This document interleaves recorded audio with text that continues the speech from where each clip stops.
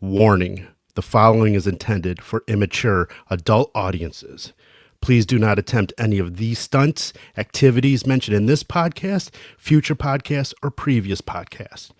Shout out to our 40 plus teammate with the eye popping, jaw dropping party pouch.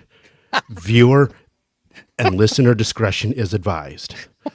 I'm calling it that from now on. What's up, Beer League hockey fans and fellow dumpers? Welcome to another unedited, unfiltered, often imitated, never duplicated, worldwide Dump and Skate podcast, the number one Beer League hockey podcast in the Bluffton, Hilton Head area, Pooler, Georgia area, Las Vegas. Thank you to our guests that we have on today, Aurora, Oswego, Naperville, Illinois, and the countries of Israel, Canada, Colombia, Bosnia, Ireland, and Dubai. I'm the podcast scheduler, social media content creator, the guy who brings the guests, the sponsors, and the humor and the playlist, the broken, old, and decrepit bender, the locker room cheerleader, the hype man, the D- skater with a with the A-level trash talk, Jeremy. Just because there's no season doesn't mean you won't get a good video sent to you, Abdu. With me, as always, the man that makes this podcast possible, the only producer that doesn't do any editing, the talent on and off the ice, the most loyal friend and brother that will always have your back. Unless you need a letter of character. Oh, you jerk.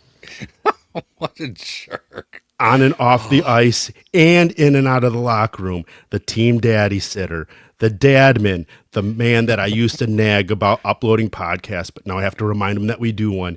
Jeremy, my hips are sore after playing golf, so everyone should buy me flannel shirts, Holland. What does the flannel shirt have to do with sore hips and golf? I don't know. I just Was the flannel shirt off the cuff because I'm wearing a flannel shirt right now? No, you said someone, like a whole bunch of people bought you flannel shirts for Christmas. Oh, that's right. Yeah. See, you can't remember that. You can't remember about a CPR class. I have a flannel body type apparently, which I don't know what that is, but apparently I've got it. So that's awesome. So, oh my gosh, yeah, it's been a minute. What is up, ladies and gentlemen, boys and girls of all shapes, sizes, and flavors? Welcome into your favorite Beer League podcast, the one and only worldwide Dump and Skate podcast. We are super excited to be back with you guys today. As Abdu said, we are currently without hockey, as you well know, because we do not have a freaking rink to play at, but we have gotten on the ice finally. What was it, last weekend? Sunday, a week ago today. Yeah, a week ago today, we finally got back on the ice. It was fantastic to be out there with a lot of the guys. Good to skate with my good buddy Abdu out there. Had a couple of good passes. Had some good laughs. Had some good friends on the ice that we had. Great sellies. Yeah, yes, an even better. The wiener selly. I'm just trying out for a heated rivalry. There you go.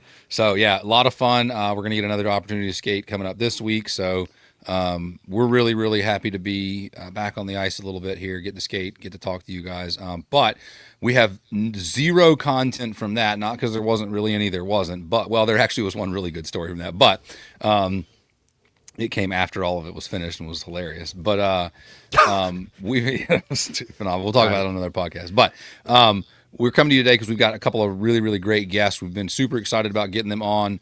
Abdu's known them for a very, very long time, and we are going to jump right into them here in a minute after we take care of a couple quick housekeeping items. So really quick before we go any farther, we haven't done this in forever. If you guys are listening, if you love what you're listening to, if you're laughing at what you've listened to, if we've made your day a little bit better, go ahead and hit the like and subscribe button.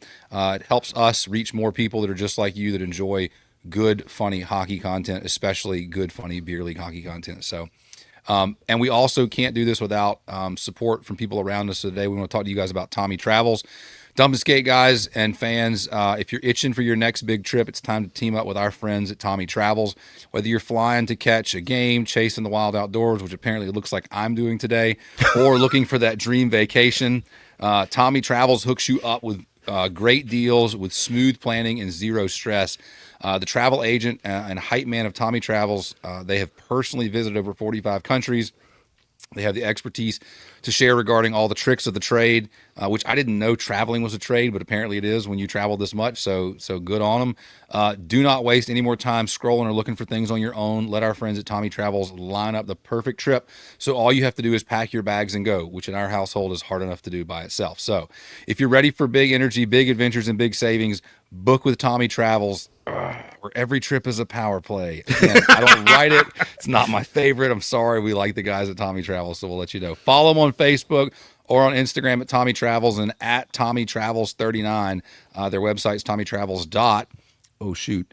Intellitravel.com. These glasses are not working particularly well. So our friends at Tommy Travels, you got a trip coming. Hit them up. Let them hook you up. We're going to be traveling in March, at least once, maybe twice, and then again in the summer. You know your boys will be using Tommy Travels to make sure all the plans are smooth and secure. So all I got to worry about is making sure I don't leave my pants in a hotel room on our way back from Naperville. So yeah, perfect. Well, you look like a Brokeback Mountain Marty McFly. Maybe you can hop in your DeLorean, go Making fun get of my the. life vest? You making Do fun we of my just life vest, guy? Relax. do we want to just skip the zeros tournament and go to our guest since one of them has to leave a little Can you bit? plug it pretty quick? I'll do my best. You know the dates better than I do. I'll do my best. Get it. July 24th through the 26th, 2026 at All Seasons Ice Rink, my home rink and one of our guests' home rink. The boys are back. There will be two divisions, a gold and a silver, 8 teams in each division, doubling the size of last year's tourney. Returning teams will receive a discount. There will be an early sign-up discount, and there will be a refer a team discount. So anyone that refers a team and they actually sign up, you get $100 off for referring a team. Unlimited referrals. Wait, what? You can refer 12 teams and get $1,200 off. Jeez Louise, who set up these promos? What's All right, going on? Go look, ahead. Sorry. Go ahead. Go ahead. Go ahead. early sign up is $100. Returning team gets $100 off as well, but you must have a roster of 5 or more from last year's team. Crossbar will be open all weekend.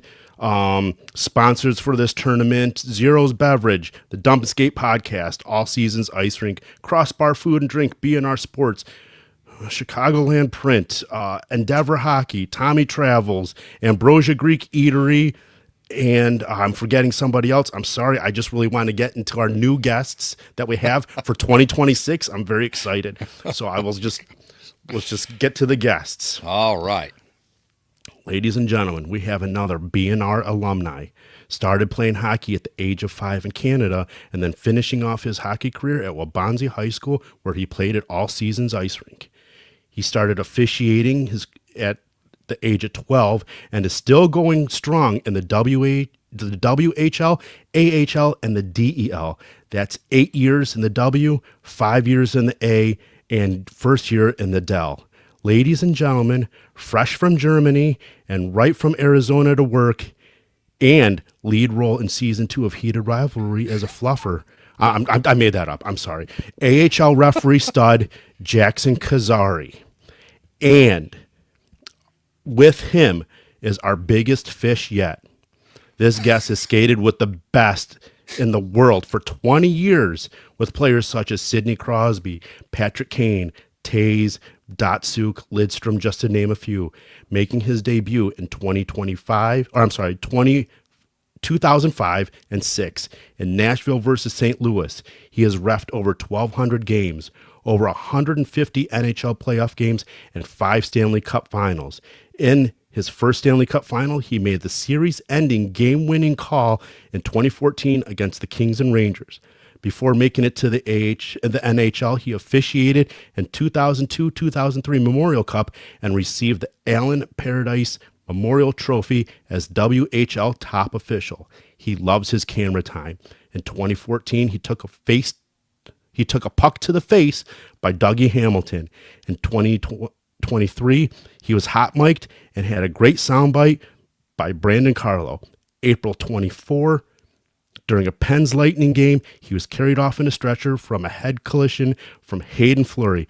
Ladies and gentlemen, I'm very proud to introduce to you my very good friend, NHL referee Steve Kazari. Boys, how's it going, guys? Thanks for having Well, Always us. welcome. sorry, that was a long one. You had a lot of information there. I didn't know you had. Those were a lot of really specific things. You're getting like super special treatment here, Steve. Like he never gives out that kind of treatment to Health anybody. Like Paradise Award. That was a long time ago. dates, dates and things. That's nuts. That's a lot of research.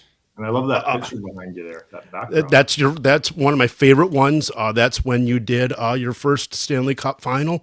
Yeah. Before we get in any questions, I have a question for both of you guys. All right. Yep. Do you pee in the shower? I knew that was coming. Yeah, I do.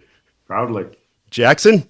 I mean, you can't just be wasting water by flushing the toilet for a simple piss. What See, the Ab- Might as well just let her go. Abdu, you're You gotta such let a her- you gotta weird let her guy. go in the Abdu. shower. You would think, like, of all my shenanigans, I would be one that pees in the shower. I do not. He is Really? Abdu is one Why of not? two What's your- people why we not? know that don't pee in the shower. Yeah. I think What's he the has percentage stage of fright at people this that stage. do when you ask that question? I Oh, guess like 99%. We have one buddy that said, "Hey, yeah, no, I don't pee in the shower." Literally everyone else, female guest, male guest, all, yeah, we pee in the the shower. problem is I'm not used to standing up when I pee. I usually sit down, so I guess that's the problem. We've asked girls too, and they've all said, "Yeah, no, we pee in the shower, of course." Yeah, I learned the hard way. I hit Dinah once with it. Oh, never again. She was like, "What is that?" I'm like, "What do you mean? What is that?" Something warm on it again. Like nothing. And she's like, "See the yellow piss in the bottom of it." Smells like asparagus in this shower. What is this all of a sudden? Sorry, I'm just used to shower on my own, but anyway. Yeah. Boys, that's thank too you so funny. much for doing this podcast. Jackson, I know that you have to leave here in about a half an hour, so we'll get you on, we'll have you on, and then we'll finish the pod with your dad. So Yeah. open forum, feel free, be yourself. Holland, do you want to open up with some questions? Yeah. So Jackson, tell us a little bit, and we've obviously had off mic conversations with both your mom and dad. Tell us a little bit about your journey to get where you're at. First off, where are you currently refereeing? Are you still active in a league right now? Yeah, no, absolutely. So still currently active amongst 3 leagues. In junior hockey, I work in the Western Hockey League, and then for pro hockey, the American Hockey League, and then the DEL, which is the pro league over in Germany. Nice. And kind of my process, the way I kind of started, got into it. Obviously, looking up to him as a young boy, him being on TV and him always being gone and away from home, and kind of just asking questions, like "Where's Dad?" type thing. Always out refereeing, so that kind of sparked curiosity of what it is. And Not a very good hockey player. yeah, not too good of a hockey player, so I had to figure something out to stay in the game of hockey. But yeah, no, I picked up officiating when probably about 12 years old. Started in Chicago at All Seasons. Amen. Yeah. At All Seasons there. Worked with him my first season with USA Hockey during that 2012-13 lockout. Remember that half season? Yeah. Back Yeah. So I got Carter and we got a chance to. There was a funny story in that Yeah. tournament. yeah, guys were just kind of like coaches like yelling at us, like, "Have you guys ever done this before?" And I'm pretty sure he answered, "No, I've never done this before." Steve, didn't you have to register with USA Hockey and take a class too? Yep. Yeah. He did during the lockout. I remember that. He's like, "This is bullshit." Can you imagine the instructor seeing you pop in on like a video call or something and being like, "What the hell?" Yeah, just some of those introductions it'd be kind of funny to see his face pop in there and level Yeah. 1 seminar with a bunch Yeah. of 12, 15-year-olds. Yeah. But yeah, no, I got into it when I was 12 years old and kind of stuck with it throughout high school. Obviously, still played hockey in high school out in Chicago, but then went away to university and kind of started refereeing and lining junior hockey to start, and then got into the Western Hockey League when I moved out to Washington State area back in 2018, I think it was, and started on the lines first, kind of broke in the league that way, kind of got a good sense for the pace and everything, and kind of built rapport with coaches and players and kind of figured out the kind of style of hockey that junior hockey was. And then I made the jump to refereeing full time in the Western Hockey League in 2020 during that COVID season, when it kind of came back after the virus. So kind of started there, and then in 2022 I worked my first American Hockey League game. Attaboy. San Jose. So started moving relatively quick, and then so I've been with the American League for the last 5 years now. Nice. Living down here in Vegas and kind of traveling around more of the Southwest because there's so many teams in this area. So it's a really good spot for me to be in. I love working pro hockey here. And then this year as well, just started with the DEL, so the Deutsches Ice Hockey League in Germany, which is all over the country. So I've been out there twice so far this season, and I love the experience and the opportunity out there as well. So Those fans are wild. yeah, it's crazy out there. The barns are packed every night. Sometimes it's a small barn of 4,000 or 5,000, but it's 4,000 or 5,000 strong. They're constantly on their feet, standing the whole time, cheering, yelling. Dude, it's the best yeah. hockey I've seen, not hockey wise, but like for atmosphere, energy. Better Energy, than the electric, Vegas yeah. Golden Knights here, yeah. They got this orchestrator. He sits at the bottom of the end zone, at the bottom of the glass, with his back to the rink, and he's instructing all these guys. You got 2 drummers, and you got everyone standing with their flags, and they're cheering and clapping and singing. It's like a soccer match. It's unbelievable. Sounds like a European soccer match. Yeah. Yeah. That's incredible. So this is your first year working the DHL? DEL, yeah. DEL, sorry. Yeah. No, you're all good. Yeah, so it's my first year. I've been over there, gone over there twice. Gone over there twice, and going to be going back over for a third time. Nice. So I kind of just go back there and back for about 8 games. So about 2.5, 3 weeks each trip. When are you heading there? Heading back February 24th. I'll be for how long? Till the first week of April. Oh wow, February to April. Yeah, so going over there to finish the rest of the regular season, and then hopefully going to be doing some playoff hockey in the first and second round as well too. So nice. That'll be a great opportunity to do that. So, but yeah, be going back out there for a third time. Staying for a little bit over a month, so it'll be fun. I'm excited. You taking some English to German language classes, or are you just freewheeling it over there in straight English? I'm kind of been freewheeling it, kind of learning some phrases as I go. Yeah. Some of it maybe not the cleanest type of German. I kind of figured that was probably you're picking up all the phrases you don't want to pick up. Initially. Exactly.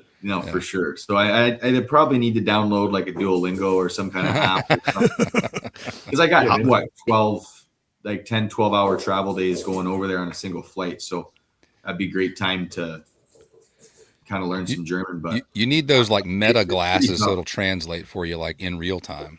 I know. That'd be a good idea. Shit. How's the food there? Food's really good. I really enjoy it. I mean, yeah, that's good. Breakfast is a little weird because for breakfast it's like almost like a charcuterie board. Oh. They give you, not like they serve you the charcuterie board, but it's like a buffet style, and there's salami, bologna, pepperoni, turkey, ham, like all these types of things, prosciutto, mozzarella cheese. Oh, he's talking dirty to me. Love it. So a meat party. That's Abdu's favorite. Yeah. Like it's kind of hard to just eat some meat and cheese. And the coffee. Come on now. It's good. They're small, like this much. But they're probably packed with 4,000 grams of caffeine or something, right? Yeah, I said, I'll get one of those, it was cafe latte or whatever it was. And she gets the machine out going, and she's got this big cup. It's like probably a tall cup at Starbucks.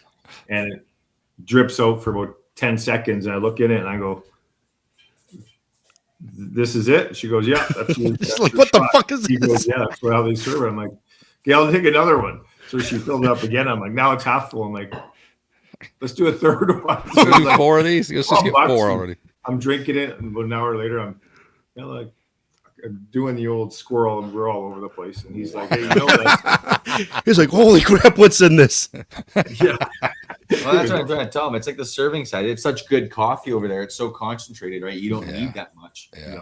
And you don't need to pour back 12 ounces of coffee for it to be good, or you enjoy it, right? Over there, it's just like a sipping thing. It's more of a flavor, and it's more of a smaller amount to get it in. But this guy over here is just straight up. Just needs a Canadian black coffee in a styrofoam cup. Just give it to me tall. Yeah. He's like, I'll try some of your Copenhagen and some of your coffee. So what a lot of people are going to want to know is, between the 3 leagues that you're in, what do you notice the most different? What's different between the three, as far as travel wise, the skill set, and the fans and everything like that? What do you notice the most? Well, I mean, travel's a little bit different for me. So for the Western Hockey League, a lot of the officials up there, they all drive everywhere. Mm-hmm. There's only a few guys that ever fly either from the east to the west or vice versa. And then since I'm down here in Vegas in Western Hockey League, it's primarily in British Columbia, Alberta, Manitoba, Saskatchewan, and Washington State. So I only fly up into Washington. So for me, every travel day starts with a flight. Like for example, tomorrow I'm going to Portland. I'm on a 7:00 flight in the morning, so I get there around 10:30. Get to the hotel and everything, and then it's an earlier game tomorrow as well. And then I'll fly out early in the morning back here. So everything for me in the Western League is a flight there and back. And then for the American League, everything is driving. And then when I'm obviously over in Germany, I have a rental or league car out there that they give me, and I drive around to different cities and stuff like that. They drive on the same side of the road in Germany, don't they? Yes, it's us. Yeah, everyone's the same. But the Autobahn, we visited him through New Year's. Oh my God, that's fun to drive, eh? How fast were you going? Well, He's in a Fiat. He's in a Fiat. It's shaking at like 60 miles an hour. Wide. Yeah, And we're going about 160 kilometers. yeah. So, yeah, 160, 170. Yeah, as the max in this car starts shaking, it's like, okay, time to go over. And you got all these BMWs and Mercedes flying by, and we're in this little car. And, Yeah, He's at a Yugo. A pedal car. yeah, it was a lot of fun, actually. They know how to drive over there. It's like there's so many different rules. Jackson was rules of the road. Yeah, yeah, like you can't pass if you're in the far right lane. You can't pass the guy in the middle lane. You have to merge back over to the left and go around him through the outside. And if you're in the fast lane, you better get over because there's a guy coming about 110 miles behind you. So move over. Oh, that's awesome. yeah. No, it's really cool over there driving. It's definitely different than over here. He's got it made. I'm jealous, actually. That German is fun to work. He like we went. Is to that something you would have wanted to do in the experience? If the circumstances were different in this situation I'm in now, so yeah, it would have been great to because we've never refereed together before. Yeah, that was kind of a dream of ours. I remember that. American League. He's been working since he was 12. He's done his time and his travel and seen over 600 hockey games, probably 1,000 with minor hockey, and then we'd work together in the NHL. But fortunately, that didn't happen. And then I was hoping to be healthy when I finished here in the NHL and go over to Germany and work with him. Because you know what, they give you a car, they pay for your accommodations, and you drive 2 hours to a game. You do a game, you stay overnight.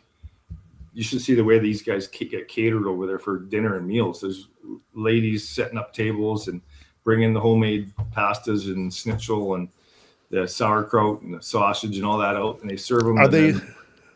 Then they take off to the next rink that might be 2 hours, an hour away. Everything's close. Here we're flying all over the place, and it's a wear and tear. But it would have been nice to work together in Germany, and I would have retired here and go over there. But I'm unable to skate anymore. So yeah, it's unfortunate. But I wish I could have done that because it's just a great experience watching. Like he was in Munich, Frankfurt. These are the big rinks in Cologne. They're like 20,000 people, just full, rah rah rah, standing up cheering. It's like I've never seen anything like it.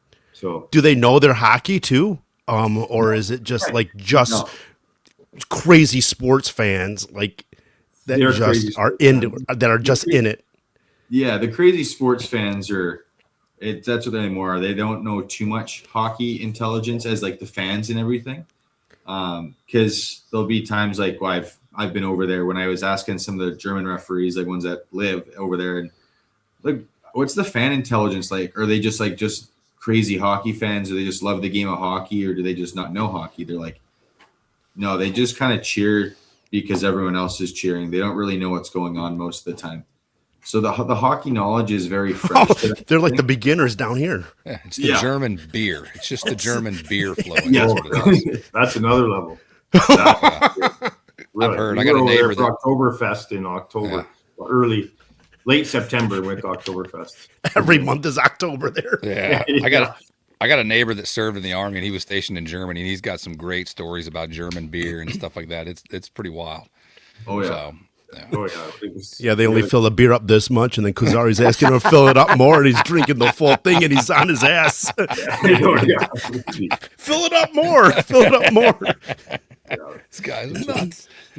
No, and it's cool over there too, because like within Germany, like there's different regions. The different regions have different kind of styles of beer. So in Cologne, they have a beer called the Kolsch kind of beer, whatever, how do you ever pronounce it? And then up north, they have more of an alt beer, which is more of a darker ale. So it's just kind of different brews throughout the country, but they're all pretty good. My favorites are probably more Eastern German beers. Yeah. Oh, nice. All right. Yeah, it's cool. So you talked about kind of hopefully getting to work together, didn't get able to work that out. And Jackson, obviously you talked about kind of seeing your dad do what he does. How does the relationship work? Because I've got 5 kids. I've got 2 older boys. One of them actually is going to come to work. And so I've had a little bit of interaction with my kids in the workspace. And so I'm a general contractor. So both of my oldest boys have worked with me a little bit off and on and all. And it's not always the greatest, but probably a little closer to what you guys may have experienced. As I've got an 11-year-old now that's playing hockey, and I get the opportunity to coach him.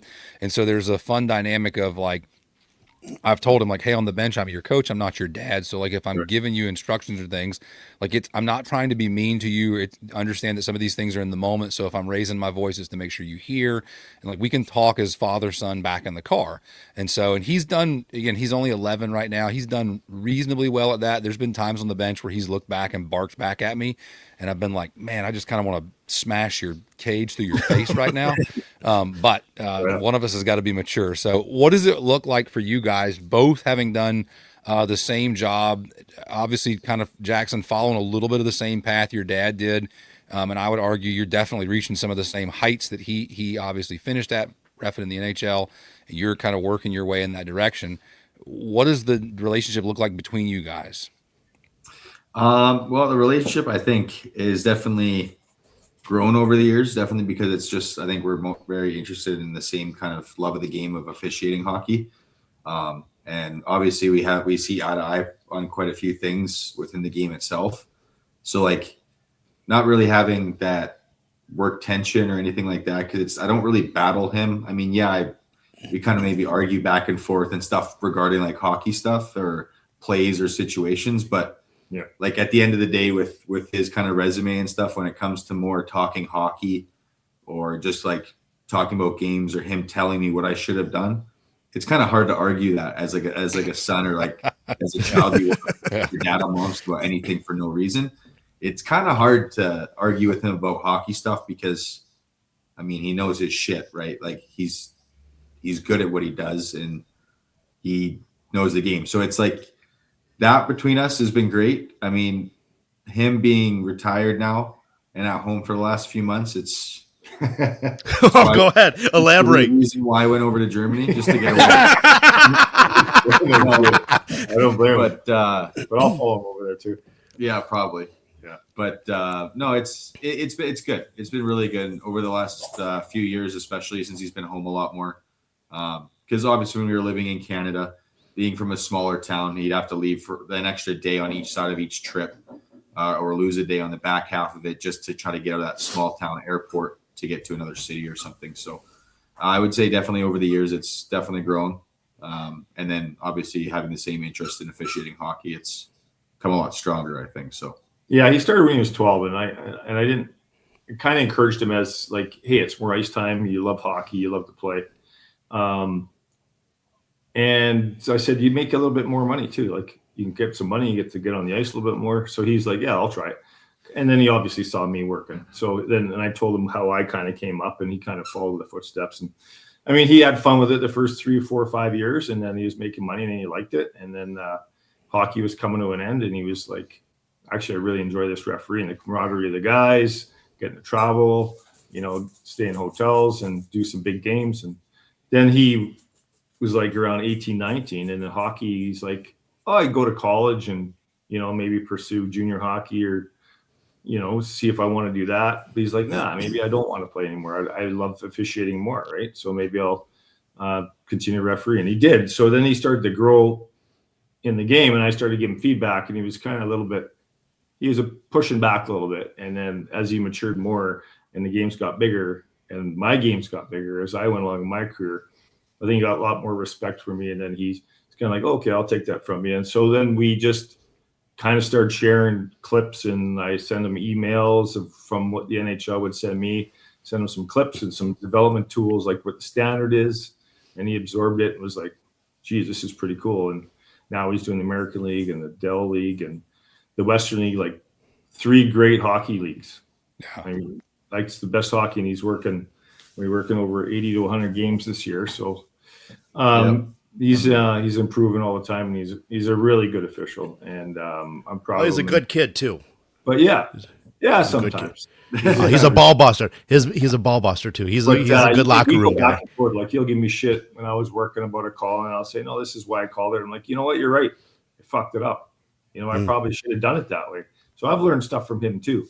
But he's grew up around it, and it's been fun. And like I said earlier, I wish I could have worked with him. But so just watching him, now this is the second part of my life, is that the next chapter is like watching these guys, because Nate referees as well, watching these guys go through their thing so I can help them out, and then just kind of, because I love the officiating, I love to help out, I love to supervise, I love to coach. I haven't done much of that other than with these guys yet, but we can get into that later. But yeah, we go back and forth, and he learns a lot. I learn a lot from him, and it's fun. So, Jackson, you got a game tonight to do, right? No. A game tomorrow in Portland. Tomorrow in Portland. Oh, okay.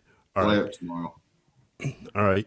Yeah, when you got Portland, you're back for one, and then you're off to Bakersfield, and then Ontario for the American League again this Friday, Saturday. Ooh. Well, he's got a busy week. It's good though. You're all over the place. Yeah. Good gosh. Yeah. That's incredible. So you guys both mentioned that kind of giving each other feedback, and I think Steve, you mentioned sharing videos and things like that. It made me think about, a lot of the public has kind of gotten more exposed to what players at the different varying pro levels, what they do for off-season workouts and trainings and things like that. And I remember there was I don't know if it was a documentary or something that came out a while back about NHL referees and about all the training camps they went through and the skating and things like that. What does that look like for either one of you guys? Well, in the summertime now, I used to run a referee school out of Penticton in BC for 10 years. And he attended for 5 or 6 years. And over the 10 years, I had like 300 students come through. One's in the NHL now. And probably 3/4 of those guys have worked junior hockey or in the Western League currently and doing international stuff. But that was it's kind of a must now. I think there's not too many camps. I mean, the guys stay in good shape, and they do their thing throughout the summer, but their priority is to stay in shape, because that's what you can control, read the rule book. And then when training camp comes, you should be ready for camp, and then you get back into the swing. But a lot of guys take the summer off, do their own things, like, family time is the time you catch up. But for you, I don't. Well, for us, it's a little bit differently. I'd say at the junior hockey level, like especially with more the USHL, especially here in the States, they're always kind of having teams run camps throughout the summer, having little showcases, or even like, for example, myself, this past summer, I worked double IHF, like just a 4 nations tournament, the under 20s between USA, Canada, Finland, and Sweden. So they always are, as more hockey's being like practice and like tournaments and little camps, like hockey players nowadays, they don't really have an off season anymore. Yeah. Especially when you get to that junior hockey level, because they're always doing some kind of training or tournament, whatever it may be. So they're needing more officials now. So for at the junior hockey level for officials in the United States, your summers are kind of maybe a few tournaments here and there. So relatively it keeps you in shape. Whereas before there was really never anything except for you sign up for your USA hockey seminar in August and kind of off and away you go type thing. So it's good now that there are a little bit more camps for us younger officials, just more showcase wise and tournament wise throughout the summer. And back in the day, there used to be my camp. Koharski used to have a camp. There was camp in BC on the island. Yep. But yeah, I don't know if those still go. But anyway, They do have the like USA Hockey and Canada Hockey. Yeah, and then Western Hockey League has like a summer kind of prospects camp. Yeah. So but there's lots of exposure out there. I mean, yeah. Yeah. So nice. Yeah. That's good. Jackson, I know you mentioned to us before you got on that you were going to be a little bit short on time, and so we want to be respectful of that. And if you got to buzz out, okay, minutes. Good deal. Yeah. All right. Oh, there was something I was thinking of. Crud, where did it go? Oh, all right. This is what it was. With both of you guys on, and I don't remember exactly the start point for each of you. I know, Jackson, you said you started at 12, and Steve, we were told your backstory a little bit a while back, but I can't remember it in detail. Let's say I wanted the referee, and I wanted to work my way up, all the way up to the top in the NHL. Yeah. What does that look like for a guy that wants to get started in it? What does that start to look like? Again, Holland, obviously, I'm way past my prime. I'm not going to be able to skate at all. So it's not going to be me. I can't start at 41. That's not going to work particularly well. Holland, you have to watch season 1 of Heated Rivalry like 4 times through. Center ice. Take notes. With no clothes Take notes. Yeah, hands and knees. Center ice with no clothes on. Perfect. I can do that. I'm in. I can do it. So what does it look like if a guy comes over, a young guy comes up to you and says, "Hey, I want to get moving in this direction." What are we telling them that looks like? It's a great question. I've had that talk with my wife, and I don't know how to answer that anymore. To be honest with you, I don't want to lie to the kid. So it's changed a lot. To work in, if you want to work all the way up to the NHL, to be honest with you, play pro hockey. I mean, don't referee when you're in your teenage years. Don't referee junior A, junior B, the NA. You have to go and play pro hockey. Because they're looking for skaters, like these guys that can skate. They have a combine in the NHL that they recruit guys, hockey players, pro hockey players, and they bring them to a camp in Buffalo every summer. And the guy that goes around, the fastest skater goes around all the players, the defensemen, they go, "Hey, I want you to referee this year." And then, they'll throw him in the American League, and then he's got to perform and showcase himself there. Where the old days with me and him, I mean, we started when we were about 12 and we worked minor hockey. Then you jumped into junior hockey. You traveled 6 hours to a junior game and it's 18 degrees out and snow is coming down and you hit the ditch and you got to stop and wipe the snow and the ice off your car. And then you grab a hotel room and then you get up in the morning at 6, you drive another 3 hours, you do a hockey game. You get yelled at by fans and GMs and coaches, probably the player that's going to pass you get hired in 10 years. But then you deal with all the travel and then you miss things at home and then you go back to your regular job. But we all do it for the love of the game. That I was happy the way I did it and the process I made through to like junior.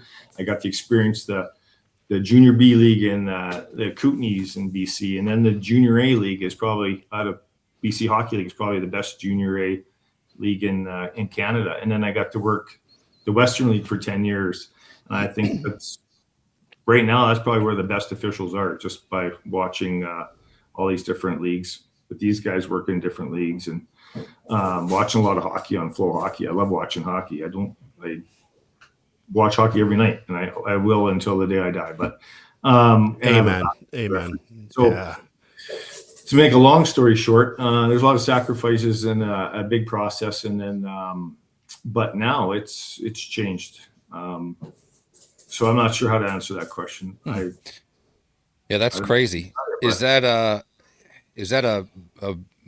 like recent change, like within the last few years or 5 years or something like that? I'd say probably in the last 7-8 years. Yeah. Is it? The way you talked about it was basically you have this camp, the fastest guy that's buzzing around. They pop him in wherever they're going to pop him in, and it sounded like you were kind of saying like, hey, they trial him basically and see can he sink or swim as an actual official. So they're trying to see, can the guy see the game as well as he can skate the game. Right. Jeremy's opinion is that potentially damages the referee pool where you don't have as good officiating, you just have good skaters. That's my opinion based on kind of the sounds of it. Yeah, they do. They stop playing hockey because they're exhausted of it, tired of it. Yeah. They want to stay in the hockey business, so it's like it's a second thing for another choice, another option, right? So yeah, they take the stick out of their hand one, and then now they got to learn positioning, which Yeah. they're teaching them, and then they love to skate, so they kind of overskate the game, and there's the biggest part about the game is it is positioning, but it's about seeing the sight lines, like getting in the right, and that's through experience. Yeah. The way the play's coming at you, how do you react? What's it going to do? It's different than playing hockey, right? Right. You just buzz around and you go wherever you want and you make plays, where you have to have some flow. So they're teaching them how, but the American League is where they're working, and American League is considered the second best league in the world. But the real hockey, like if I'm to recruit a kid, I'm going to put him in the Null or a junior B league in Canada. You're going to work by yourself, and you're going to have scrums. You're going to have fights. You're going to have guys punching each other in the head. You're going to slash and whack and hack, and that's how you learn to referee hockey, right? I mean, you go out here and you do the American League in Henderson, and you go up and down. You might have one tripping penalty, or you might have 10 penalties and maybe one scrum, and so yeah, it's just different now. But they're teaching them how to referee, and well, because at these junior level and these lower leagues too, right? Like in like junior B hockey or junior A, it's where you see those crazy stuff of what built the rule book, right? Like these weird little wacky rules of if a guy comes off the bench and does this and he's a 6-man and then this second guy starts this fight and this and that, whatever it may be, the crazy stuff that you see in videos. I mean, that used to happen all the time for these guys back when they were growing up, all the time. So you just kind of learned based off repetition and trial and error. I mean, back then when you screw up a junior B game and you're learning how to do a junior B game and you screw it up and no one knows about it, fine. You're going to learn, be better for next time. Yeah. When you're seeing it for the first time in the American Hockey League, where people are actually making big money and there are points in the line and there's money out on the ice, you can't just afford a mess up or something like that, something that should be routine at this level. It's pro hockey, right? We're supposed to be professionals, not amateurs, not amateur guys that are just starting. And then that's what junior hockey's for. That's why there's so many different steps of lower junior hockey. People I think it's kind of like getting a degree going to college, right? For a profession. Absolutely. Like that's what you guys have been doing and I was doing for 10 years in the Western Hockey League. I was learning the profession, and then boom, I'm ready to go here. I did a couple championships, and I've seen that play 1,000 times. I know how I'm going to deal with it now. So it's like, just because you brush your teeth 5 times doesn't mean you should become a dentist right away. There's processes and steps. Oh, that's a good one.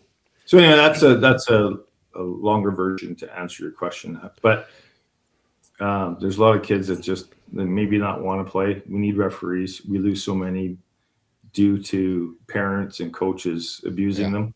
Yeah. So I encourage kids you're 12 to make a little extra money if you play hockey and you love to skate, get out and start officiating and learn and go to the schools and do all the things right. But have fun with it. Yeah. And these kids can always, like these local kids, like for officiating, you can like around here in Vegas, they're kind of like, oh, like, what do you aspire to do? They're like, I don't know. I'm like, well, do you want to maybe one day work the UNLV college game out here? Right. And they're like, yeah, absolutely. So no matter where people are throughout the United States, I think younger officials can definitely always look towards like college hockey or their local junior team, right? And maybe one day be out there on the ice as well. So it's like you can still have something to look forward to when you're. Well, you're on the board. He's on the board of the Nevada board of officiating, right? Yeah. And you recruit clinics, and he meets a lot of these great kids that are asking questions like you guys are. So you're like a mentor almost for some kids, and that's yeah, absolutely. That's cool. I have a few guys here that reach out to me and have questions and stuff like that every now and then. So. And you run clinics. Yeah. Do all that stuff. Yeah. So seminars and stuff for USA Hockey sometimes. And you get some really passionate kids, that never played the game that want to know more, so they can officiate minor, the younger kids. Yeah. It's great. It's a good camaraderie. And that's the one thing about all these guys. Like, this is my first year off, and you go nuts. You miss it. You miss it. You miss the circus, but yeah, you don't miss. Yeah. So you've been in the NHL for 20 years. What have you noticed? Let's see. Oh, Holland froze. What have you noticed skill set from players like in the game in 20 years from when you first started to now? Yeah, it's quite a big, big difference, dude. When I like you started like professional hockey or an amateur hockey? Really quick before you get in, I gotta head out. Okay. But I want to say thank you for having me. No problem.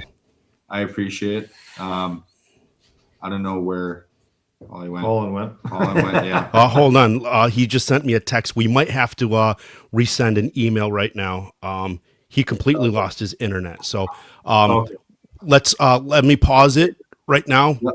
I'll text you guys. We'll just start over. Jackson, go ahead and yeah. Unless I don't know, it says it's recording on my end. I don't even know. I'm back. There he is. Sorry, He's back. Something happened on my end. I completely dropped the internet. So Jackson's gonna bounce. He said thanks. Jackson, we're gonna upload this maybe tonight. And then you can listen to it tomorrow. So I asked Kazari in his 20 years in the NHL, what has he seen differently from the day he started to now in player wise? Good luck, Jax. All right. I'm taking off, Jackson, guys. thank you, man. Appreciate your time. Thanks for having me. Take care. And then he said that's a good question, and so I don't know what how you want to answer that. You said it's a good question. Has the fighting been more or less? Has the trash talking? I know at one point kind of picked up. The fighting's less. When I first started in the American League in 2003, oh my God, I was by myself, single man. So you're going up and down the ice. You got two linesmen on the blue lines. They're going back and forth, and we're having scrums and fights, probably 3 or 4 fights a game, and scrums almost every other shift. Like this is like fast hockey. You know, before we had that lockout, right? Yeah. So you had like I remember a game in Ray Emery and Spezza. They were all in Binghamton. Chris Gratton, bunch of tough guys were playing, but everybody that was a rookie in the NHL, they all came down. And it was the best hockey in the American League ever. Like it was fast, hard hitting. They didn't care. And they knew I was out there by myself. So I'd be skating up the ice. There's a long pass rush. It's a break where I'm going. And all I hear is whack, whack. And I look back and there's a guy on the ice. And they know where you were, right? They could look over and you get the rats on the ice. They just take advantage of you. And you're out there by yourself going, hey, linesman, what happened there? And he goes, oh, he slashed him. Really good ones, probably match penalty. So anyway, it's changed a lot now where the game is a lot more honest. It's a lot more finesse. It's a lot faster. Skill wise. Yeah, skill wise is unbelievable. Like you're seeing all these things like with McDavid and Celebrini. And every year these guys are getting drafted, the top guys, and they're jumping right up in the NHL and being the best players in the NHL, let alone. I would say officiating isn't easy, but it is easier and more organized with the 4-man system than it was back 20 years ago. The game is officiated safer and fair, which is important because there's a lot of things that went missed with the one guy out there, and they know that they can't get away with much. And you know what? Power plays are, those can cost you a game. So the guys know that they got to be disciplined and they can't take penalties. So it's, like I said earlier, you skate up and down the ice, you might call 1 or 2, 3, 4 penalties a game. And that's good. I mean, the guys are playing hockey, but they've learned the system. There's an NHL standard that they have to adhere by. And they know that or they won't play. But, it's come a long way. It's a lot of fun. I mean, I was out there when Crosby and Ovechkin, Taves and Kane in Chicago when they were all starting out. That background behind you with Lundqvist and Quick-Net and Carter, and that was one of my highlights in my career is working that game right there that you got. I mean, Dinah made me a photo of that exact picture, the game-winning point in there, and Martinez throwing a stick in the air. Yeah, I remember when we got it and everything like that, and then poster of it. I was in Chicago then. Yeah. That's the year I took the puck to the face. You know, that was a long playoff run. I was the only guy in the playoffs that had a big black eye. My orbital bone was cracked, and I Was that the when you took the puck to? Oh yeah, I remember that. And you came to the gym, and everyone's like, "Oh, what happened to you?" And I go, "Hey, no means no." yeah. He's training me, man. We were training for that whole year. Was that not a lot of fun? Oh, dude. The busy workout, the Skinner, I thought you all were of in the that. best shape ever. You were doing shows, and I was just trying to feed off of Yeah, him and trying to look like him. I couldn't, but I was. You know what? Honestly, because of you, I was probably in the best shape of my career at that point. yeah. Well, you Like had that lockout too, so all we did was work out and make fun of other people at the gym. yeah. We'll Oh, yeah. we'll clip Excellent. this and Abdul will use it as an ad. This is perfect. Yeah. No, it was great for sure. That was a good time. A lot of the people want to know, like, and I already know the answer to this, but do you develop like a relation, not a relationship, like heated rivalry, but like a Rapport. repertoire? Yeah, A with rapport, not a repertoire. A rapport. a rapport with some of the players. Yeah, for sure. Now that I'm like what I have 23 years in the league, I mean, as a rookie, you just kind of, Were you shut your mouth starstruck? and you listen to what's going on. And I was working with Koharski and Billy Mack and Kerry Fraser for a couple of years. Dan Marawelli, like these are guys I grew up to, like watching them work as Hockey Night in Canada on Saturday. I just watched the whole, the 2 games, and these guys were working all the big playoff games. And so I worked with them. I was like, so anyway, yeah, then I got to follow these guys, and then you start to, you use your own communication skills and tactics that work and that you learn along the way. Duncan Keith was in Norfolk when I was in the American League, and he's from Penticton, so I refereed him in Kelowna. He played for the Rockets for 1 year in his junior leagues, in his amateur level. Mark Rycroft, he does play-by-play with the Avalanche now, so I knew him. I knew probably about 10 or 12 guys out of the Western League that went up. We kind of moved up to the American League together and then in the NHL. So you kind of pick those guys out on the ice on the teams, and you kind of shoot the ship with them and not come buddy, but they kind of know that you're human, right? And they can talk to you different things. And then living in Chicago all those years, and in the Hawks were on their run there. So I worked a lot more games in Chicago than I would any other city because I lived there. But I got to know Kane and Taves, and me and Johnny were good not friends, but we had a good relationship. So I would use that to my advantage with Duncan Keith and Seabrook from BC on the back end. And so I built a really good rapport with the Hawks. And so if they ever had issues with my partner or anybody else or me, they'd come to me and go, "Hey, Cozy, I got a question for you," or Joel wants to talk to you. I'm like, "Yeah, anything, man. Let's." And if I fuck something up, I mean, as an official, if you ever make a mistake, own it. I mean, that's how we're only human out here. We're going to make mistakes, but you have to own it. Don't lie.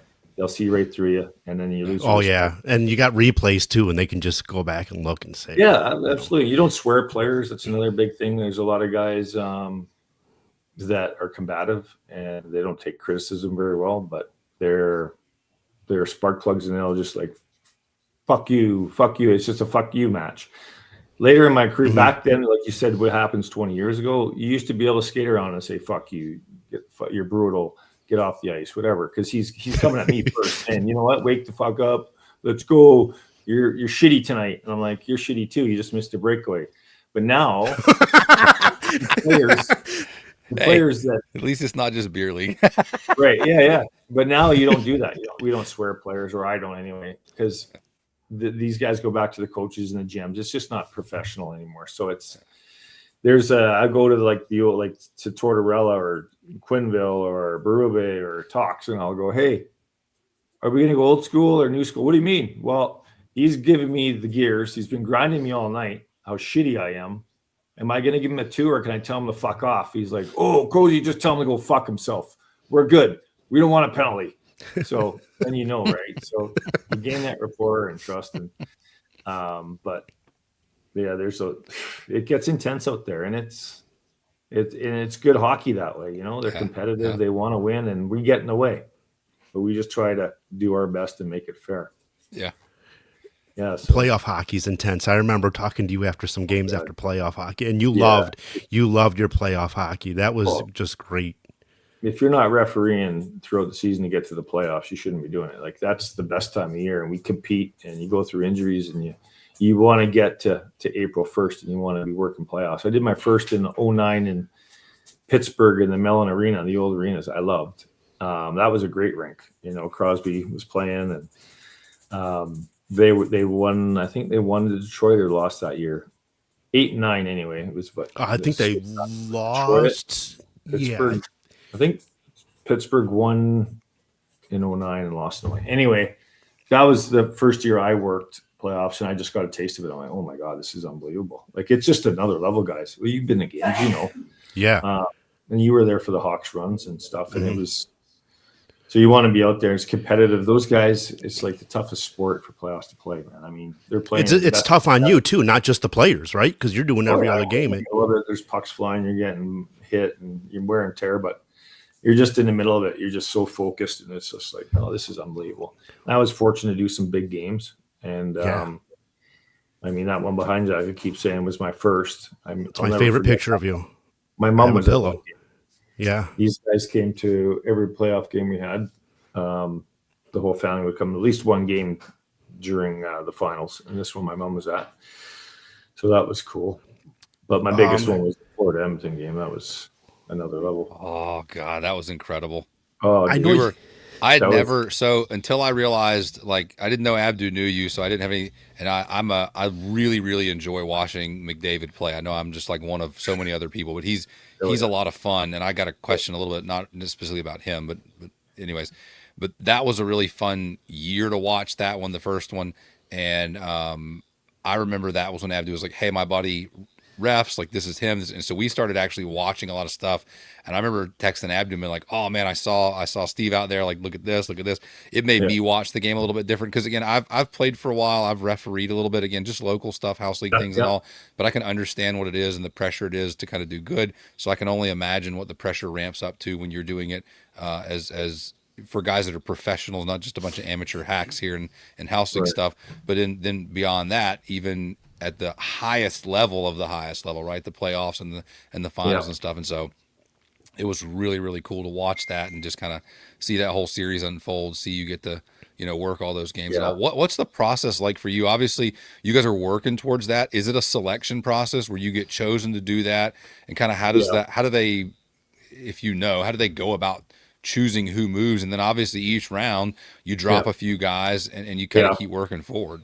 Well, it starts at the start of the year, training camp. We have, I think it's 10 NHL coaches, supervisors, but they're coaches, and they travel the league. And they're all former referees or linesmen, and they travel, and they'll see me. Each guy will see me once or twice or three times, depending on what they think they need to see, and if I need to be coached on certain things. And as that happens, they rank you and rate you throughout the season, and then they put their rankings in, and then Stephen Walkham, our boss, he'll pick all those out, and then he'll make his own decision, and then there'll be 20, I think it's 22 referees and 22 linesmen now that make the first round with the 8 series, and then you'll work with a partner through the first round, and it's based on performance, really.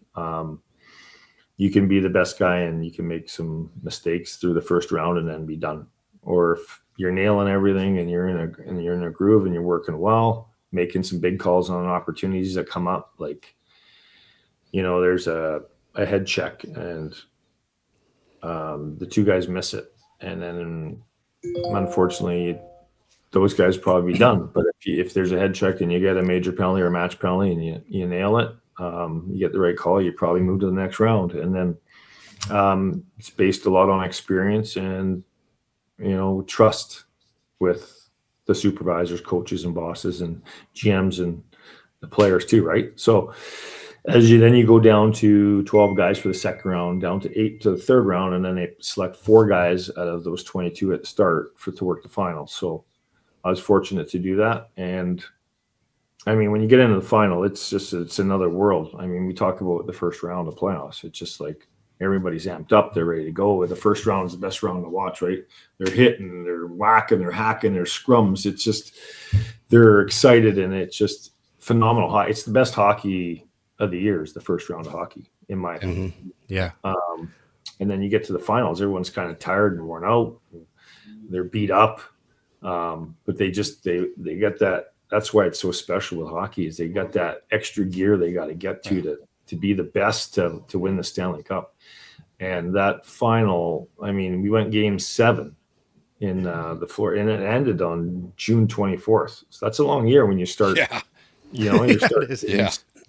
October 5th, and you're June 24th, and you're still playing. And you're doing the game 7 in Florida. So I was just a quick story. I worked that final, and there was 4 of us, and we'd switched. I did games 1, 3, 5, and then 6 was in Edmonton, and then I went to game 7. I was standby for 6, and the boss is there, and everybody else. The finals is like the media is like it's crazy. Everybody that works in the league's there doing like all the background stuff. They do a great job, but like the technical side of it, the media, the marketing and preparation and all this stuff. So there's thousands of people at these games, and then you get to game 6 and then it goes to 7, and then you're thinking, oh my God, who's working this game? This is the biggest game. You know, I mean, being a small kid in Penticton, 12 years old, getting my level 1. Like, yeah, I actually have my grandma clipped it. An article when I was 12 years old. It says somebody interviewed me and it says, what do you want to do? And instead of saying playing hockey in the NHL, I said, I want to referee in the NHL. Honest to God, I should, next time I'm out there on it, I'll have to grab it for you. It's if you can, send it to us for sure. Yeah, we recently moved and we have it, all our stuff's in boxes, but that was kind of cool to get to game 7. So, and turned out that was my last playoff game I ever worked. But anyway, from Edmonton flying, getting a notification that you're working game 7, and I think it was 3 days from now, because every time they traveled, they took a day, and then there was 2 days off, and it was a grind. So anyway, went back to Vegas home, and so I got game 7, and we were all excited, and then a preparation started, and then for 2 days I was just like so anxious, you couldn't sleep. You're just thinking about all these things that could happen in the game. Like you have trust from the league, your boss, and you're working, you're representing your membership, the boys, all the other officials, right? So you're like, oh, I can't make a mistake. I got to go out there and nail this game. Me and my partner and my 2 linesmen. And I'm skating around and trying to have my afternoon nap actually early after lunch, and I just couldn't sleep. I was just because you had that Germany coffee. Yeah, you know what? I probably had 3 of them about 4 o'clock when I got my nap, because I was like, okay, let's go. It's showtime. So anyway, the game went on. It was a great game. McDavid was flying up and down. Reinhardt got the go-ahead goal. I still remember the goal.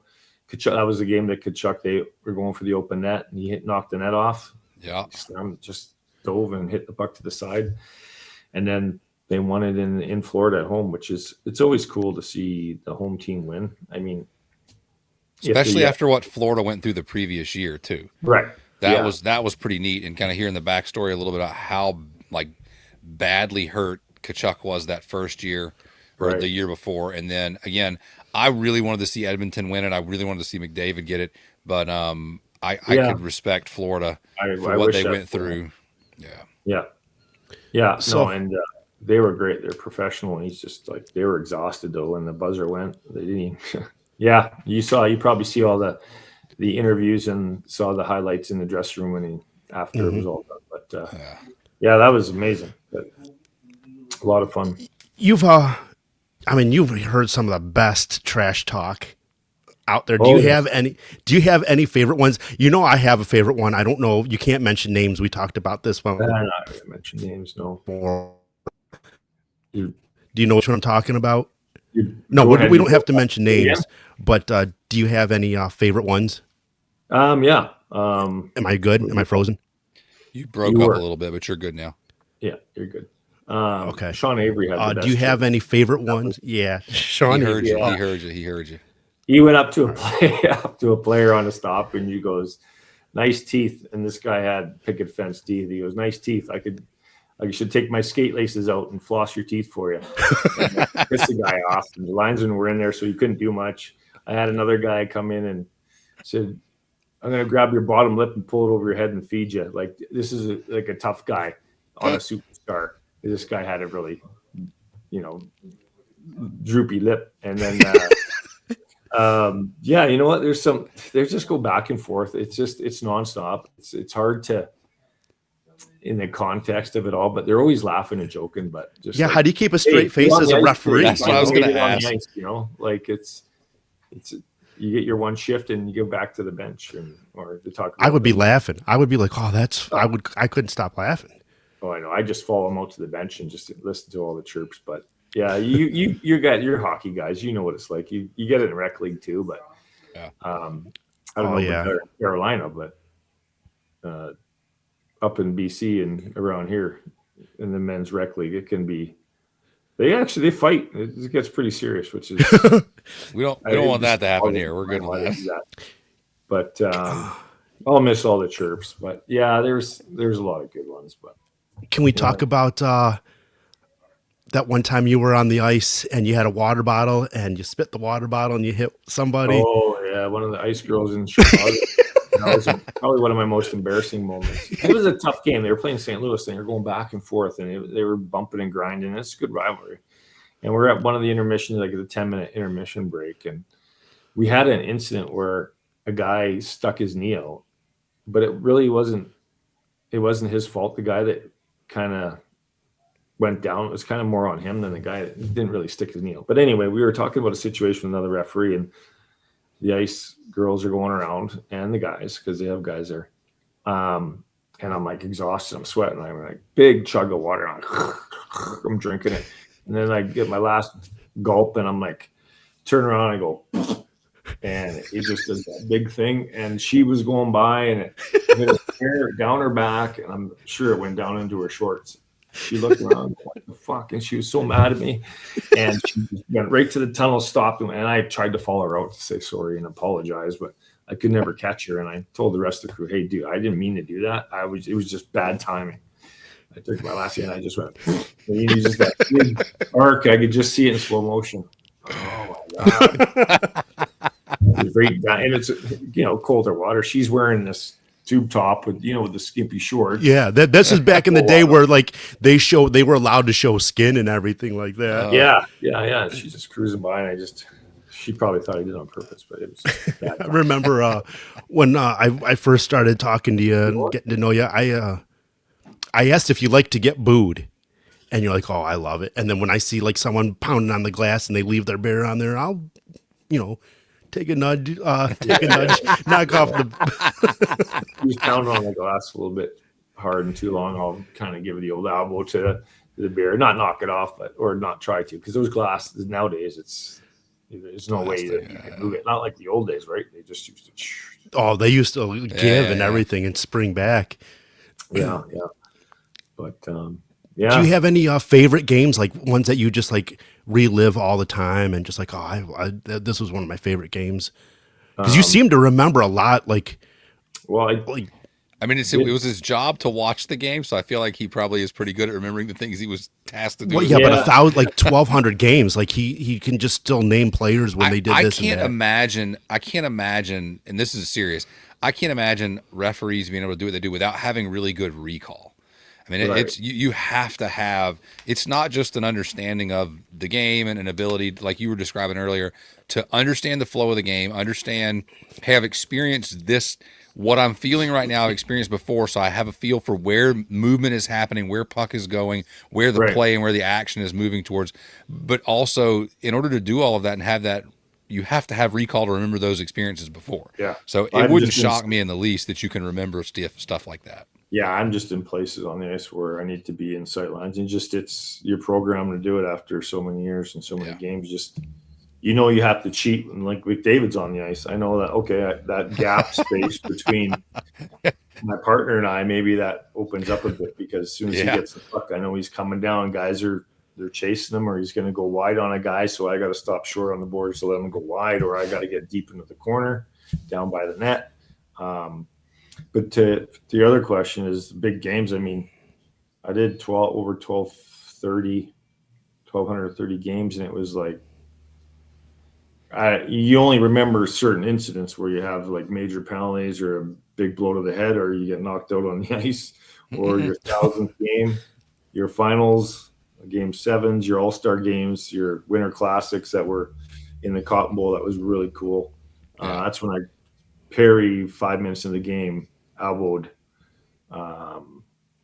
kid with the big long red beard on Nashville. Anyway, we threw him out, so I'll never forget that play. And then yeah, some big games with the All Star game was cool. I mean, The the Vegas outdoor, All Star game, right? yeah. I never did an outdoor game in Chicago, which would have been cool to do because they had a bunch of soldier in Wrigley, right? But They that did one in Wrigley Minnesota, I and did. Soldier. Yeah. Yeah, yeah. Um, so I just remember like those big games. I mean, if there's a penalty or a call that I threw out, I probably remember it. But there's some great memories, and I'll miss all the guys. That's the biggest thing. And I miss the game. I go to games here now. I have season tickets for Vegas, and I go to the games with Dinah, and we watch her, and I get all emotional when the guys come out of the tunnel and they do their hot laps. It's so cool to see. Like I did that, and now I'm done, and it's kind of emotional, but it's to watch those guys do that. It's the shit you miss, and it's Do you like still so get to cool. hang out with the guys? Yelling, you suck, you're brutal, ref, you suck. I loved when they did that because I knew I was doing my job. Yeah. Yeah, it was like, yeah, I do. And I always smiled when that happened. But, Do you get yeah, to hang out with the guys when you go to Vegas games, like some of the people that you know? when I know the crew's working and it's okay for me to come down. I'll go down and see the guys. Yeah, that's one Um, thing I don't want to lose. Hopefully I have some friends and mhm. uh, go down and chat with the guys, meet the new guys, but yeah, I want to continue those relationships. That was the best part about the game. So I have another question someone wanted me to ask. It's two questions. Do you have a favorite rink? And then what's your favorite like because I've only like I've seen you at the Blackhawks locker room. Are there some locker rooms that are just shitty locker rooms, and then do you have like Yeah, really nice locker rooms? You said that Chicago usually takes care of the guys in their yeah, locker room, and it was Chicago's pretty nice. It was really nice when I went in there. yeah, Chicago's a great room, great But guys, favorite great. rinks, and then favorite locker rooms, and then you don't Yeah, have to say where, but I'm I sure think some locker rooms are pretty bad. my favorite rink was Madison Square Garden. I mean, it's right in the heart of New York. We stayed 2 blocks up from the rink at the Marriott, and you could walk to the rink with your referee bag and your suit on, and you're getting ready to go. You're going through the tunnel, so you go in the back door, and then you got to walk up this big ramp and through a tunnel, and through the tunnel and going into the dress rooms. You got like Madonna and Bruce Springsteen and all the greats of the Knicks and all the superstars and the concerts that were there. It just has so much. There's so many memories that have been made there, and just to come in there and then you walk by the Zamboni entrance, you look out and there's the garden with the ice, and you're going to get ready, and that was so cool. They renovated it like 6 years ago, and it's amazing now. It's fun. It's one of the best rinks to work in. It's probably my first. Second would be Vancouver because I was born and raised in BC, and Mhm. know a lot of people that go to games there, and it's Canadian hockey, and people are crazy. And then Montreal, obviously, the Bell Center is the biggest rink in the league, next to the Staples Center, I believe, or vice versa. But they pack 22,000 knowledgeable fans, and it's just the whole thing about that setup there is amazing. And then I like Vegas. I mean, it's Las Vegas. It's lights and it's a show, right? They have the band marching in, and then they have the showgirls distracting the visiting team during the warm up. They're all dancing on the glass, which is great. And then just Got to to get some sell, Magic Mike guys for Holland. yeah. Oh, we got to get you. We got to do something with him, Holland. We got to get him to. Maybe you want. I'll get you tickets to, Magic Mike when you come out here, and just you go by. You probably like that. It's a big show, buddy. There's lots of that stuff. And say, hey, I used to have abs like that. Now I got Yeah, flabs. I went from abs to flabs. slabs, Yeah, I yeah. went to And then Vegas twice. have you? Yeah, I went to when I was younger. We played. Of course, I grew up playing roller hockey, and a group of Yeah, guys that were from the area here had gone out to Vegas. They had a big USA roller national tournament out there every yeah, year, and all kind of off the old strip. It was actually in like an old strip mall, and so a group of the guys went out and played one year and won the 40 and over division. And so we bumped out there the next year with some younger guys and played in kind of an open division. They seeded us in a yeah, lower bracket. We won it our first year. Went back out the second year. I think lost in the semis or something, but had a really good time. The first year we went, we made a really short trip of it. So I was like drinking through like a fire hose. I mean, it was just experiencing all of Vegas in about 3 days was just absolutely nuts. So the next year we went back out, we made it like a 5-6 day trip, and we got to experience Vegas pretty good. It was it's a pretty good time. City. If you're coming in for a visit, Yeah, we need to go on a Thunder Down Under and Magic Mike tour. I'm down. Now you're too old for all that, so you just come and watch a Vegas Golden Knights game and then go home and go to sleep. There you go. Dude, living here, I don't go downtown at all. We went down and watched went down to the Sphere. Yeah, you went to the Sphere last night, right? Yeah. Zach Brown was good. Yeah. So we did that. But there's so much to do. It's concerts, restaurants, just you could do something every night, and it's a lot of fun, but it's expensive. Yeah. Oh yeah. Yeah, I'm sure it is. Yeah. But back to the rooms. I mean, there's some really good rooms. Detroit room's probably the biggest, the best. But they bring right? That's your team. You're doing well. Yeah, they are. I've been shocked. I've been shocked. They look great. It surprised me too, but yeah, it's nice to see. Yeah, it is. It's been a long time. Hey, hopefully Panarin goes to the Red Wings because he's talking about leaving New York. Him and Kane and DeBrincat, that'd be a great look right there. They'd be good together. Yeah, New York is, they're struggling. But so are the Blackhawks. Yeah. Well, they got to rebuild a few years here, but for the best rooms, so Detroit's good. Columbus is actually really good. I mean, really, it's a nice room, and they bring you usually like a full filet mignon or a steak or something. What? Potatoes, vegetables, like a full service catered meal. Wow.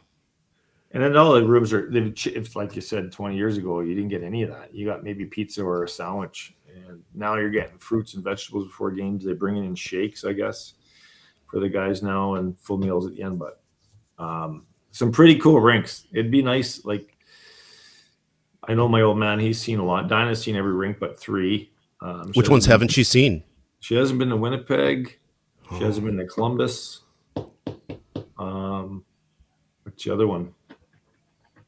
She just did the whole Canadian tour.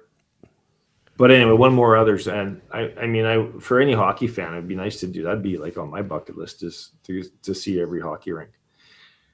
Dallas is a great rink too. Really? Good fans. That's a good hockey team. I mean, my brother lives in Dallas right now, and he's been to a few games, and he's spoke really well of their facility, the atmosphere, and everything. Of course, being as a current Dallas native, he's big, and he's like, oh yeah, Dallas, the Stars, yeah. Like, shut up, man, go away. Yeah, they're really good. They, between them and Colorado, I would take for this year for the Cup. But so those are every year they're getting bigger, and obviously Calgary's building the brand new rink. Edmonton's really nice. That right down connected to a hotel. That's convenient. But yeah, there's some. Yeah, I remember when Dee went to my going away party, and she was meeting some of my friends. A lot of people don't realize, and I don't know the number she said, but you're one of 60 people in the world that can do your job? Is that the right number?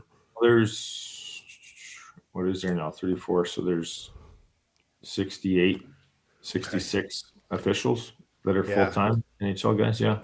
So no, it's a small group, but like I said earlier, there's a lot of great referees that should be working as well. So it was a great run. It was a lot of fun. I mean, but to be one of those guys is always fun.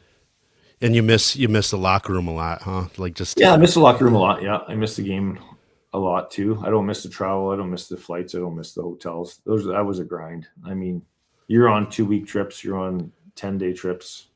Oh yeah. I would just get texts from you out of the blue. Hey, let's go to the gym tomorrow. Oh, you're in town. Yeah, I only got like 10 minutes, and then I got to go back. Yeah, when you're home, right? You're with the family because you miss so much. Like I miss so much of the boys' lives with all their hockey because I was gone refereeing, and Dinah had to do it all by herself. That's the tough part about being a professional hockey player or a referee or any sport. You're committed to the game. I mean, the NHL owns you for 10 months. Like if you're home and we're working out, I get a call anytime. And, you got to work in Chicago, go to the United Center tonight. We got a guy that got hurt or he can't make it into the flight. So you got to be ready to go anytime. So it was, when you're home, you're with your family, you're running on the hockey to kind of give her a break, and to be a part of the game and see how the boys are doing and improving. Like, I was gone like through that October through till June. You're gone for like 250 nights a year, so you really only have 150 at home, but you miss a lot, you sacrifice a lot. So these guys learned a lot from me, and they grew up they know the business, they know hockey, and they love it. I mean, if they didn't love it, they wouldn't be involved in it, but that's all they know, that's all they do. So it's a lot of fun to have that relationship. And like, Nate was gone to the USHL the last 3 years, and he would call me and I'd watch his game. If I was off, or I'd record it and watch it, and we'd go over a bunch of stuff. And he's like, how do I deal with this situation and deal with that? But they love doing it. That's the thing. Like, they love all their buddies. All their buddies are hockey referees. And they went to Chicago and spent, what did they do, 12 years there? That's where they grew up. So yeah, I just talked to Dane today. He said to say hi. Yeah, he's a good dude. Yeah, really good dude. Yeah, what's he doing now? I have to reach out to him. He's doing all right. He's coming back. He's out of concussion protocol, and he's gonna play with my men's league team back in Chicago. He just said to say hi, and yeah, nice. You guys doing tournaments still? Yeah, we got one in. Hey, you want to play with? We could use we need a good ref. My so bad. Yeah, July 24th through the 26th. Yeah, I just heard that. How is the hip? Are you it's a lot better than it was, man. That was a grind. It was wearing on me for a long time. I finally got surgery in February. It was a long recovery, but it feels good. Yeah, it's not the same as it was 10 years ago, that's for sure. But the pain is gone, which is huge. Yeah. So, but yeah, no, it'd be nice to stay involved in the game. I mean, I'm involved with the boys, but just to go and help out and coach locally is always fun. You go to the ring, went to an UNLV game, watch Nate work. That's fun hockey to watch. College hockey, it's crazy. Small rink here, and he's working with 3 other guys. So I went down to the room and hey, what do you got for us? And so we just spent like half an hour talking hockey and refereeing. Awesome. So that was kind of cool. That's really cool. It's in your blood, Coase. It's in your blood. Yeah, it is. I mean, I'll always love hockey, but I like the officiating part of it. But it's such a challenge, right? And there's so many levels to get through to be the best. And anyway. Yeah, that's it, boys. I'm just chilling now. So awesome. You said you watch it. You watch it religiously anytime there's hockey on, or yeah. We're going to the game tomorrow here. Philly's playing in Vegas. Yesterday was hockey day in Canada, so watched a bunch of hockey there. I still watch it. You think I wouldn't, but I still watch a lot. Do you get into it? Like, oh man, that was a horrible call, or you just watch it? Yeah, I watch the referee. Relax it. Is it more relaxed to you? I'm like, I wonder what the call is on here. Now they can review a lot of plays, which is nice. Yeah, so they can really break it down and see it a second time, right? And then make the call. But yeah, the guys they're working. They're busy too with the Olympics are coming up, so that'll be a cool thing, guys. I think there's 6 referees and linesmen going over to work that. And, did you see the rink? Yeah, it doesn't look very good. It doesn't look good at all. No, the locker room looks like a closet, an unfinished closet. The video screen, the big screen, looks like the size of my computer screen on the pictures. It's an iPhone. the Jumbotron's like an iPhone. It's like a used. I don't know where they got that from, and it's not even Olympic size. It's smaller than an NHL size rink. Yeah, how do you get that wrong? 4 years ago, I know you had 8 years to figure it out. So it'd still be unbelievable hockey. I'm glad the rink's shorter. It's good for North American style. Yeah, it'll be fun to watch. That's awesome. But yeah, the boys have been busy because of the condensed schedule. So it's been crazy.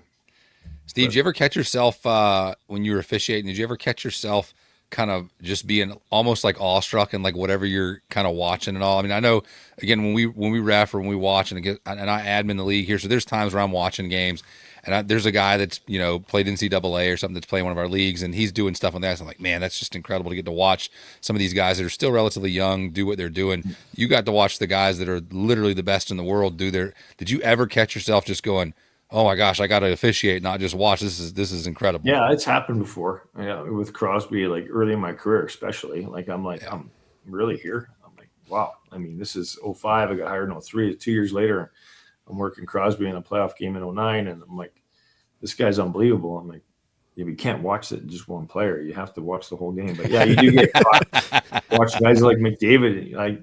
I always watch for him because every time he's on the ice, the game changes, right? Yeah. Like the speed picks up, the tempo. The guys are playing more defense. He's looking to get the puck, and just when he's on the ice, something's happening. I'm always watching him because he's so fast that he gets tugged or held or tripped or anything. You don't want to miss those ones, especially against a guy like that. But yeah, I do. I did more when I was younger, I think. And then as the years went on, it's like, oh, okay, not really a big deal to be out here with those guys. But I know you talked a little bit about like when you were the fresh guy out there, when you were the rookie, your first couple of years, like you were kind of getting used to the flow of the game and getting used to a little bit of like what it looks like at the NHL level and all. Was there ever a tipping point where you felt like, okay, I'm no longer the new guy, like these players that are coming in, like they're now the new guys, and like you were all of a sudden the guy that all these new players were looking up to. You were no longer like the fresh meat wearing stripes for the first time or the first couple seasons. Yeah. What was the first part of that question, Holly, again? Well, you know, when you first hit the NHL, there was kind of this. You mentioned that you were developing all the rapport with these guys, and so you had guys that you would come up with and all, and so you were still kind of the new guy. And so I'm not going to say getting your feet wet, but you were still the new guy in the league. So there was probably totally get my feet wet. Totally learning the game at a different level. Like things that happen in the Western League or in the American League are so different in the NHL. You don't do that this way here, kid. You don't do that. You don't do this. This is how you do it. And then they were old school guys too, right? That I was working with. So things were different than they are now that 20 years later, the young guys come up and ask me for some advice. I wouldn't give them the advice the guys did back in the 80s and the 90s. That just wouldn't work, or you couldn't do it because social media, cameras everywhere. Before there was only like 2 or 3 cameras in the rink, and you can get away with a lot of stuff. But yeah, just absorbing it all when I first got in is like I was in awe more than players watching Kerry Fraser and Don Kowarski and Billy McQuarrie refereeing a hockey game because that's who I saw through the TV when I was 12, 13, 14, 15, 16. And then I got a chance to work with them. It was like, now, a new hire wouldn't even know who I was or is. Like, you wouldn't know who refereed the playoffs last year in the finals. They would say, no, I don't know. So it's, that kind of stuff is disappearing. And yeah, the game's changed so much, but it's fun to watch, that's for sure. Best sport in the world. Best sport. What's going on in the Bears game? I know they were so I'm watching it, and I wasn't trying to be rude. If you see my eyes going one direction, it's 10-10. Jeez. So it's cold. Yeah, third 19 degrees. Yeah, it's 10-10 on the third quarter. Okay. I have one more question, then we can let you bounce here. I gotta watch the game. I remember when I would watch your kids play it, Wabanzi and stuff like that. Do you notice a difference between American hockey and Canadian hockey? Do you want to talk about it or not? No, you know what? No, the American hockey has come a long way. What about high school hockey compared to like when your boys played high school hockey to Canadian hockey at that age? Yeah, well, it's hard to compare because midget AAA would be like in Canada, it'd be like the best hockey in midget, where the high school hockey would be a little bit like a midget AA almost. Yeah, but older than the midgets. Because there'd be different classifications. Like, obviously they have AAA, the Mission, and all the teams in Chicago. So high school hockey wouldn't be as good as that midget level, but the midget hockey in the States compared to Canada is pretty much equal nowadays. Before, it used to be the better. Canada was a lot different hockey. It's the same game. They play the same way, the same style. Like, it's still North American hockey. But I'm not sure what you're getting at, like speed-wise or physicality, quality of the game? Just a little bit of both. I just I don't want to say trying to start an argument. Yeah. Exactly. 100%. Agree I on just something? feel I guess but 15 years ago, that's when your kids were starting to play. I just feel like 15 years ago, Canadian hockey was a lot better than Yeah, it what was not. It wasn't a the lot better. It was definitely better. I mean, yeah. now it's pretty Now even. it's The equal. West Now has it's come a yeah. long way. Yeah, and their development programs have come a long way. And if Now I'm with all not these academies, people are yeah. paying big money at a younger age to go to these schools, and it's extremely focused on just playing hockey. Like you play hockey, and that's all you do. You go to school for 2-3 hours, and then you come back, you work out, you skate, you go over video, and people are paying for that stuff now. Um, so hockey is getting a lot better, a lot more competitive, and a lot more of a business than it ever had. Like whatever, having fun, like having fun with that. But the academy now you see with the Western Hockey the Canadian Hockey League, they changed their rules on imports, right, and scholarships and stuff. Hmm. Now there's a lot of kids from the U.S. are going to the Western Hockey League and the OHL and the Q. It's probably it's the best junior hockey in the world, I would say. So instead of going NCAA, they're going or playing junior in the USHL. They're going up to the CHL and then hopefully get drafted out of there. But that's really good hockey. I don't know if you guys have seen that, but They don't show up much down here in the armpit of hell, but I'm sure you could see you don't get clips. much Carolina. Would you ever want to billet a 50-year-old and a 40-year-old in Vegas? The two of us. You could be our billet. You could be our billet. Yeah, no. Sounds like he's got a house full already. He does. He needs to get away. Yeah, he does. Yeah, you got to take him to Chicago for a tournament. He was there last year for the first time. So, yeah, in we July stayed. will be nice. Tonight summers are nice there. It was really nice last year. We had a great Gorgeous. day. There was like the second day of the tournament was beautiful. It was like 72 degrees. It was just perfect outside. It was great.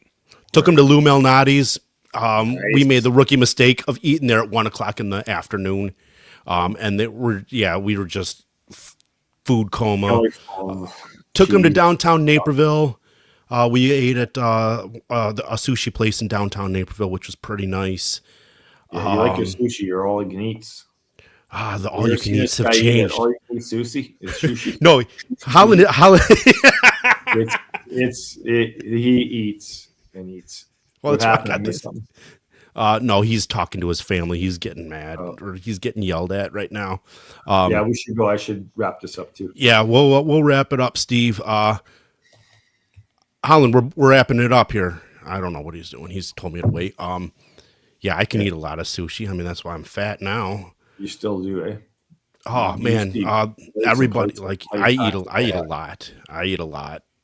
So yeah, I did not take Holland to an all-you-can-eat place. No.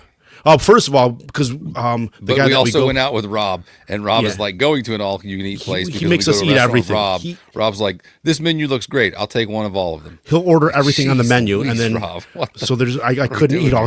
There was one time where I couldn't eat for a week when we got back from Naperville. I couldn't just poop couldn't for eat a food. week. Yeah, I know, right?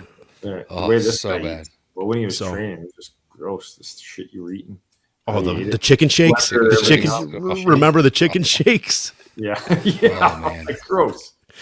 Oh, but every show, Kazari would text me in the voice of like Triple H, "Are you ready?" And those 3 shows, the last 2 I won. Oh, But you ready? yeah, we those are the fun times, the busy and the Skinner. So all right, too. It's a great time. Kazari, thank you so much for doing this. Yeah, Steve, thanks so much. Hey, no, it's great talking to you guys. We'll have to hook up again soon, but yeah, thanks for having me. That was fun. And No, good thank luck. you. Good. And whenever you're ready to do your podcast thing, let us know. We'll throw you. Yeah, we'll maybe have you on again and talk about your pod. More something dying. If that's something you want to do. Yeah, you never know. Yeah. Yeah. All right, guys. Steve, thanks again. Kazari. Yeah. We'll see you. Yeah, we'll chat. Take care, guys. Thanks, Okay, you too. bye. All right, Steve. I'll talk to you later, but I'll text. All right, bye-bye. Sorry, man. I could talk to him forever. He's got good stories, and I know you got to go too. The Bears are playing. All right. He's pumped totally out. So, guys, thanks a million for watching. as Steve said, we'd love to try to get him back on. Hope you guys enjoy this. Hope you guys get a little bit of an insight on what it looks like to be an NHL ref. Some of Steve's personal story is really great. Still so many questions I got to ask, so I hope we can get him back on another time. So love you guys. We'll try to make this recording thing where we actually shoot a podcast a little more frequent. So love you guys. We'll see you next time. Peace. Bye, bitches. All right.